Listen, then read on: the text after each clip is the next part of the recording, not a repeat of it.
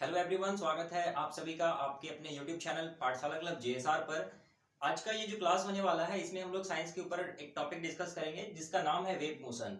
तो वेव से रिलेटेड हम लोग कुछ आज के इस क्लास में डिस्कस करेंगे और आपके एग्जाम के लिए जो इंपॉर्टेंट एमसीक्यू एक्सट्रैक्ट किया जाता है इस चैप्टर से उस पर भी चर्चा करेंगे। तो चलिए वीडियो को स्टार्ट करते हैं।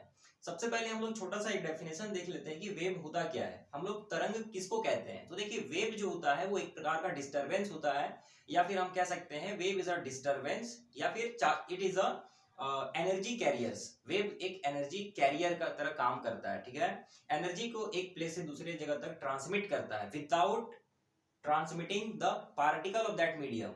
जब भी हम लोग वेव की बात करते हैं तो किसी भी तरंग में जो माध्यम का कण है वो विस्थापित नहीं होता है, बल्कि विस्थापित होता है तो सिर्फ और सिर्फ ऊर्जा या फिर विक्षोभ जिसको बोलते हैं, या डिस्टरबेंस। मत समझ में आया। वेव जो होता है, अगर हम लोग इसकी क्लासिफिकेशन के बारे में बात करेंगे तो वेव दो प्रकार का होता है, एक मैकेनिकल वेव्स एंड दूसरा non mechanical waves. Mechanical waves में हम लोग पढ़ चुके हैं, दो प्रकार का होता है, एक लॉन्गिट्यूडनल वेव एंड एक होता है हमारा ट्रांसवर्स वेव।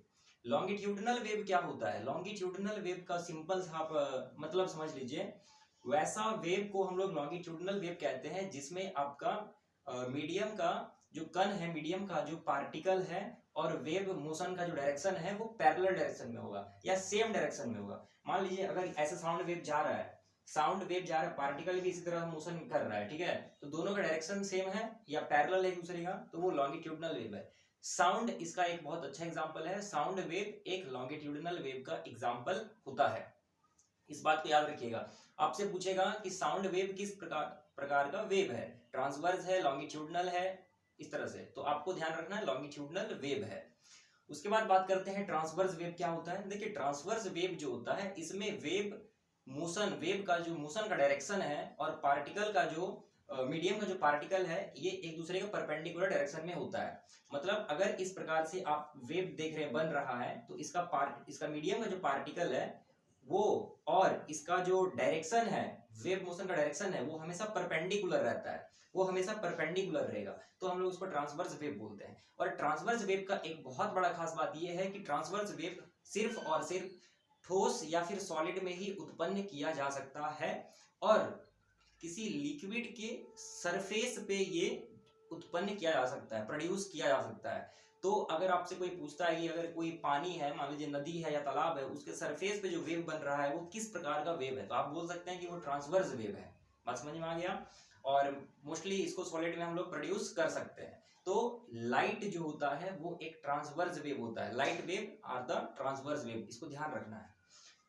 उसके बाद जब हम नॉन मैकेनिकल वेव के बारे में स्टडी करेंगे, मैकेनिकल का क्लासिफिकेशन दो था, longitudinal and transverse. Non mechanical wave या इलेक्ट्रोमैग्नेटिक वेव किसको बोलते हैं? इलेक्ट्रोमैग्नेटिक वेव जो होता है इसको किसी मीडियम का जरूरत नहीं होता है। जैसा अभी हमने देखा कि मैकेनिकल वेव जो है इसको मीडियम रिक्वायर्ड है, अगर मीडियम नहीं है तो साउंड वेव का ट्रांसमिशन नहीं होगा, साउंड का ट्रांसमिशन ही नहीं होगा, ठीक है। तो लेकिन इलेक्ट्रोमैग्नेटिक वेव की अगर हम लोग बात करेंगे तो इलेक्ट्रोमैग्नेटिक वेव को मीडियम रिक्वायर्ड नहीं होता, वो वैक्यूम में भी ट्रांसमिट कर सकता है। समझ में आ गया।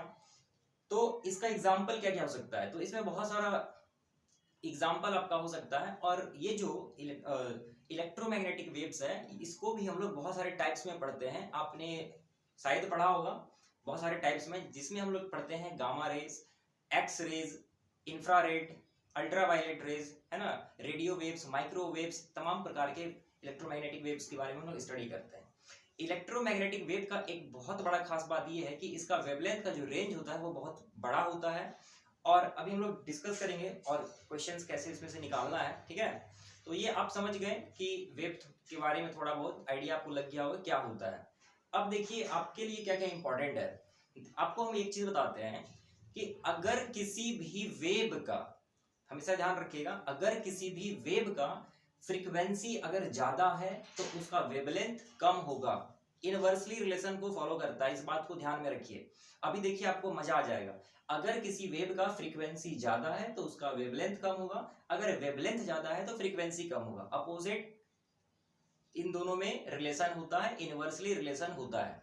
कहने का मतलब ये है कि जो आपने पढ़ा होगा कि जब हम लोग इस डिस्पर्सन ऑफ लाइट पढ़े थे क्लास 10th में, है ना, splitting of light into its constituent colours. हमने पढ़ा था लाइट, जब व्हाइट लाइट को किसी प्रिज्म से हम लोग गुजारते हैं, पास कराते हैं, तो वो अपने कंस्टिट्यूएंट कलर्स में स्प्लिट कर जाता है और इस फेनोमेना को डिस्पर्सन ऑफ लाइट के नाम से बोलते हैं। तो वो जो कलर स्पेक्ट्रम हमको मिलता है विबग्योर, मतलब सबसे ज्यादा अगर कोई लाइट बेंड होता है तो वायलेट होता है। इस तरह से जो सीरीज है, जो स्पेक्ट्रम है, तो सबसे कम अगर कोई लाइट मुड़ रहा है तो वो है रेड कलर।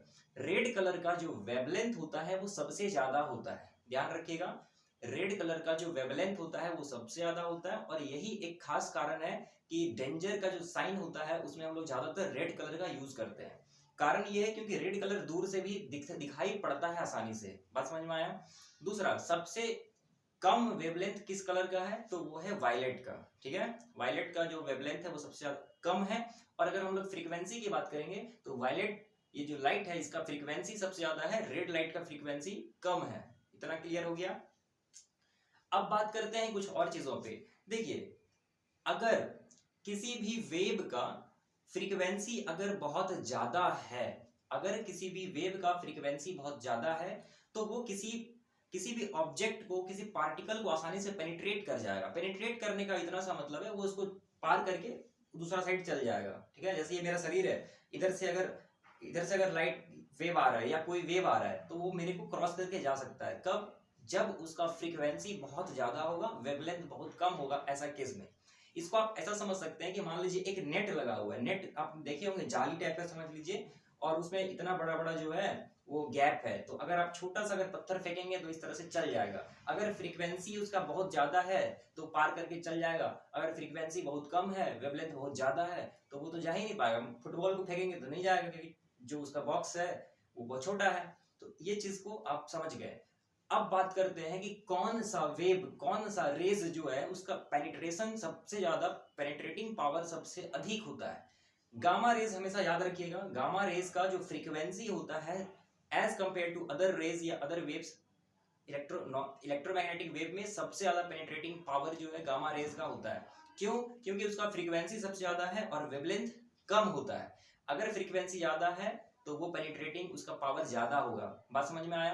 तो गामा रेज का सबसे ज्यादा पेनिट्रेटिंग पावर होता है और ऐसा भी कहा जाता है कि वो 30 सेंटीमीटर थिकनेस का अगर कोई लोहा का सीट है, आयरन सीट है, उसको भी पार कर सकता है। तो अब आप समझ सकते हैं आपका शरीर का क्या हाल होगा। दूसरा नंबर पे हमारा आता है X rays. X rays are the electromagnetic radiation of very short wavelength. X rays क्या होता है? वेरी शॉर्ट वेवलेंथ का एक इलेक्ट्रोमैग्नेटिक रेडिएशन होता है, इलेक्ट्रोमैग्नेटिक वेव्स होता है, जिसका जो डिस्कवरी है डब्ल्यूसी रॉन्टजन ने किया था 1885 ईस्वी में।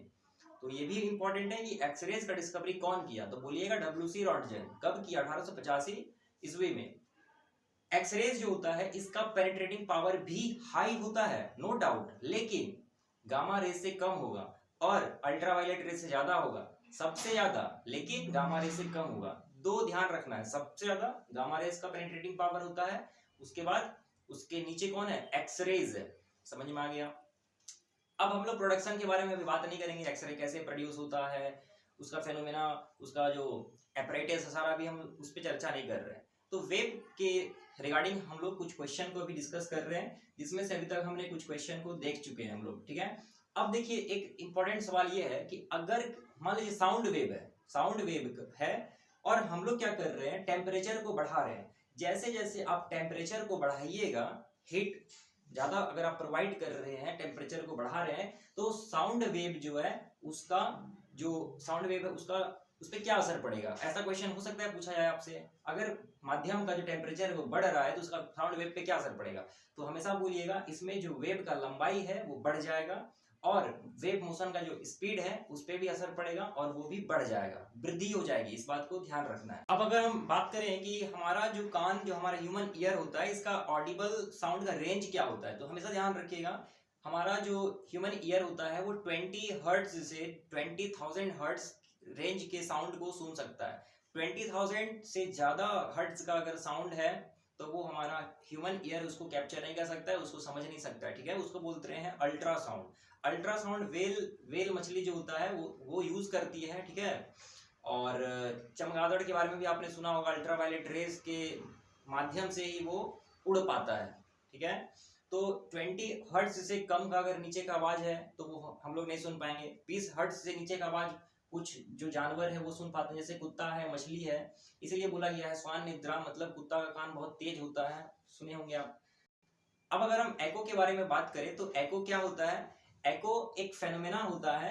मान लीजिए अगर आप किसी पहाड़ पे खड़े हैं और अपना नाम को पुकारिए जोर जोर से, तो बार बार वो आपके कान में सुनाई पड़ता है। तो ये फेनोमेना को बेसिकली हम लोग एको कहते हैं। अभी इसका डेफिनेशन पे जा रहे हैं। यहाँ से 2 क्वेश्चन इंपॉर्टेंट बन सकता है।